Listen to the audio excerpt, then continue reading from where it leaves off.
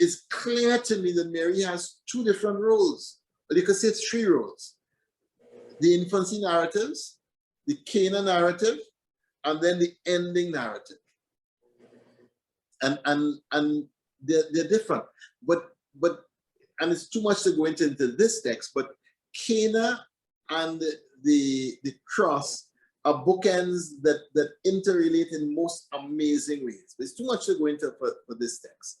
But just understand that you can't separate Cana from the cross, that they are interconnected. So it's really two roles of Mary.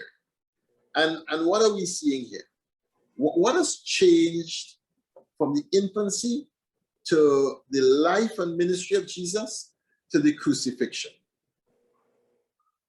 Well, I believe, you see, Mary was the only human being who had experienced the Holy Spirit.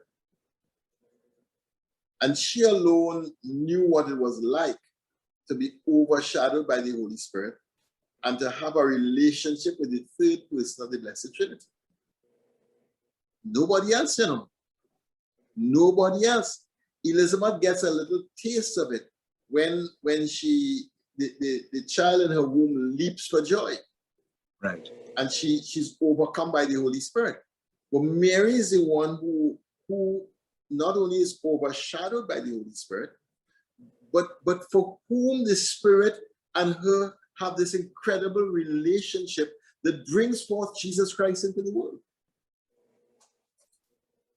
Now, I want you to see how Mary and the Holy Spirit in the infancy, and I want you to see Mary and the Holy Spirit in Pentecost. I see you agitating there. You're shaking. Go ahead. Listen, because you see, what's bubbling here with me is in a whole wedding ceremony, we talk about the two becoming one. Yeah. Mary consummated with the Holy Spirit brings forth the Son. Well, no, I would be very cautious. You're cautious? Absolutely cautious. For this reason, that leans to the mystery religions, where the gods impregnate the virgin.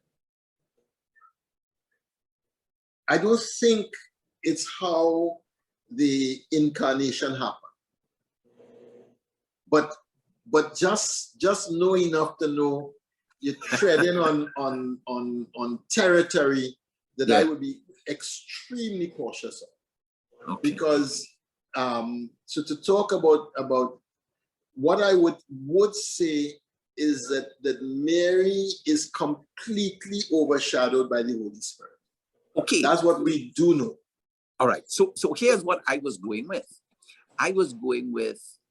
So the Holy Spirit is with Mary throughout her life, throughout her complete life. She walks with, or the Holy Spirit walks with her on her journey. That's the absolute point. That the Spirit isn't given to Mary and then taken back. Right. The Spirit isn't given to Mary for Mary to become pregnant and then the Spirit disappears. And even that experience that the scriptures just simply says, and she was overshadowed, the power of the Most High will overshadow you. Even that, what was that? And isn't that parallel to what happens at Pentecost? Where it talks about the breeze coming and overshadowing the apostles and the disciples. And so Mary, if there was a human being outside of Jesus who was intimate with the Holy Spirit, it's Mary.